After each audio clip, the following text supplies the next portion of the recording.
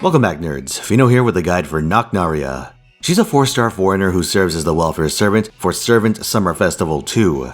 Now this Lost Belt 6 themed event is a breeding ground for strange and powerful servants alike. So where does our newest addition to the Maeve collection end up on the spectrum? Let's find out. The bedrock of Knocknarea's skill set is Queen's Covenant. It's a 3-turn party-wide NP damage buff. More importantly, it gives all of her allies the My Fair Soldier debuff, which scales their seals but grants them a colossal 50% attack and 30% defense combo while it's active. Those are numbers that rival actual meta supports, but there are some very significant drawbacks. Obviously, the skill seal is annoying, but if your servant was designed by a merciful god and doesn't have 1-turn offensive buffs that you need to delay, you can use them all right away. The second issue is much more severe. My Fair Soldier isn't a guaranteed effect. It can whiff depending on your debuff resistance, so this greatly restricts the pool of servants you can run without needing good RNG. The third problem is that Queen's Covenant doesn't just check for My Fair Soldier on activation. Those attack and defense buffs require My Fair Soldier to be continuously active, so you can't just cleanse it off and then run away with the profits. But if you can play around these restrictions, there's another perk. Queen's Tomb grants Knocknarea 1 stack of debuff immunity, 3 turns of a heal and charge per turn for herself, and 30% bulk charge for any teammates with the My Fair Soldier debuff. So again, if you can get that to stick, your teammates are getting quite a bit of value. Because of this skill's requirements, it's essential that you use Queen's Covenant first and then Queen's Tomb, so skill 2 and then skill 1, otherwise you'll lose out on value.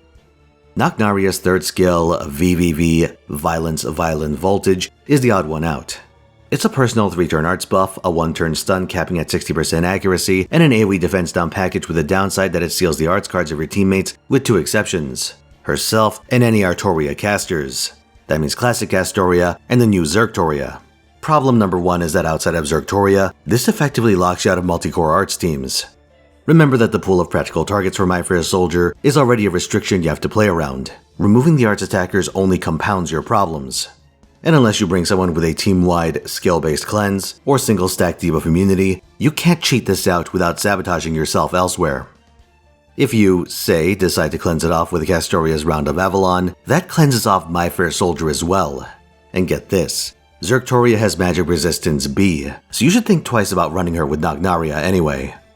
Honestly, there are going to be situations where you're better off just not using this skill at all, so give it a second thought before you push that button. Now let's take a look at her Noble Phantasm. Queen's Melty Heart is an AoE arts attack that applies a defense down after the hit. In the utility department, it removes any debuffs on Knocknarea, and its overcharge is a massive personal heal starting at 5k. Knock very clearly wants to have her cake and eat it too. In the attacking department, Queen's Melty Heart is not a particularly great starting point for your farming.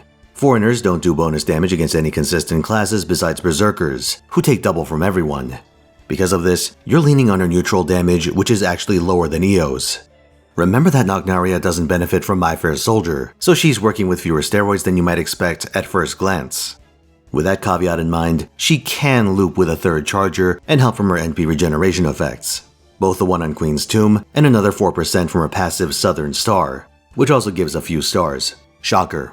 Not ideal, but doable. If you're going to go this route, run Black Rail for maximum damage and Ocean Flyer if you don't have it, or you're hurting in the charge department. The usual business. Now some of you are going to start flagellating yourselves the second I say the word esports, but I do recommend keeping your first copy of Knocknarea at level 40. I'll send her once to get Queen's Covenant and then level those 2 skills. Nothing else. No foes either. The downsides of this approach are that you lose some value from VVV and don't have a fully ascended Knocknarea for those tower events they stopped running. The good news is that Knocknarea will be added to the evocation system after a release alongside another esports legend, Santa Martha, so regardless of whether you want to do this now or later, you'll be able to have it both ways in due time. For command codes to enhance this style of play, I'd recommend going with Everyone's Girl Da Vinci for party NP damage, and then flat start codes in general. Set up some nice crits for your main attacker on the subsequent turn, if you get a bum hand.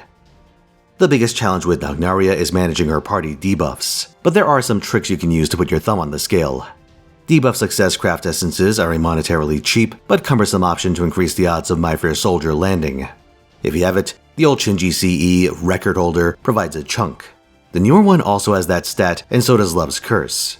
But the downside of this approach is that it denies you access to taunt CEs like Poster Girl and Outrage. And half the point of making an esports servant is to enable that particular combination. or at the very least being able to use utility CEs like a Stardump, Ox Demon King, or King of Tsukimihara Academy. Alternatively, you can attack the reverse side of the debuff resistance formula. Instead of raising debuff success, lower your own team's debuff resistance.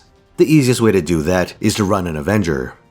Their class passive, also called Avenger, has a property where it nerfs your team's debuff resistance. And the best part is that they don't even need to be in the front line for that to work. Now there are multiple tiers of this passive, and the highest belongs to Space Ishtar and Taira no Kagekyo.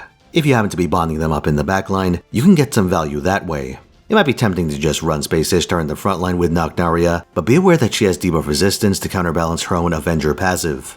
Anrimayu, at least I think that's how you say it, is in the second tier and has the lowest deployment cost of all Avengers, so try running him instead. As an added bonus, he has an interlude locked behind Bond 10, so shoving him into your backline is the expected course of action. That said, you better hope the fight doesn't come down to your final few servants, because he's borderline useless for actual combat. Alternatively, you could just run one of the Avengers that don't have debuff resistance as your main attacker, and if they're arts like Summer Arise, then you just don't use VVV, assuming you even have it. Here are some notable servants you can pair Knocknarea with. Kukulkan is the Swiss Army knife of attackers, and she even has a passive that increases the debuff success of her teammates. Huyanzhuo has exactly one arts card in her deck, so she can pair with Knocknarea's full skill set, and better yet, all of her relevant skills last for 3 turns. Once she is My Fair Soldier, she can operate with minimal disruption. Chen Gong generally doesn't care about his own skills and just runs through supports to snowball damage over multiple turns. He can get rid of a fully leveled Knocknarea too, so you don't strictly need to make her an esports servant. Just remember not to use her third skill. Lastly, Typhon Ephemeros has a relatively large penalty against her own debuff resistance due to one of her passives. In fact, her Noble Phantasm actually gains damage based on the number of debuffs that Typhon has. So assuming this isn't some fucked up exception case, My Fair Soldier gives Typhon even more value than usual. There are, of course, some more candidates than just these, but you'll have to do your own due diligence.